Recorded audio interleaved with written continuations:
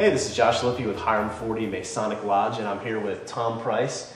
And Tom is a proud member of Hiram 40. And I just want to ask him a few questions and just to let the general public know a little bit more about Freemasonry. Obviously, we're not going to tell any secrets because we would get kicked out and have to take care of everybody. Anyway, Tom here's my good buddy.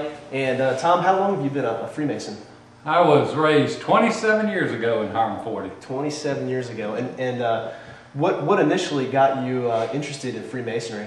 Well, my father always talked about, he always wished that he'd never spent time at the Elks Club or the Moose Lodge, and he wished he'd have been a Mason, but he never did do it. And I can remember him saying it several times, and it just something that just kind of stuck in my head. And one day I was filling up with gas down at Crabtree Exxon, and the guy that owned that service station, I noticed he had a Masonic ring on. And I just asked him the question, how do you become a Mason? And he didn't know me, I didn't know him. And he first thing he said, are you serious? Do you really want to know? And I said, yes, sir, I'm serious. I'm really curious about it. So he lined me up with some brothers in Hiram 40, and they started to get to know me a little bit.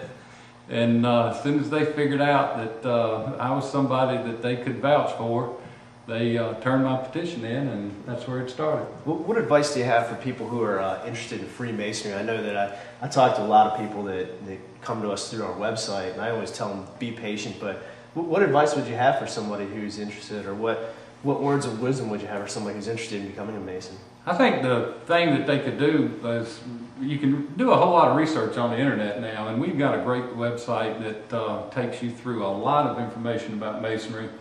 So that would be the first step, to look at that and read all the information we have there and decide in your heart if it's something that you really want to do, because it's not an easy road. I mean, I was like dumb as a post, and you know, it took a while to get me through this deal. But the brothers back then, they wasn't going to give up on me. So I did make it, but it is a commitment that you have to make. And you need to, if you're married, you need to talk to your wife about it and make sure she understands that you might be gone from the house a couple of days a week, you know, for coaching and what have you. And basically just make sure it's something you really want to do, and then just ask the Mason how you do it. And nobody will ever ask you. So to be one, you have to ask one. That's right. And a lot of people really don't understand that, and some people may have had hurt feelings because they thought that somebody was supposed to invite them, but that's not the way it works.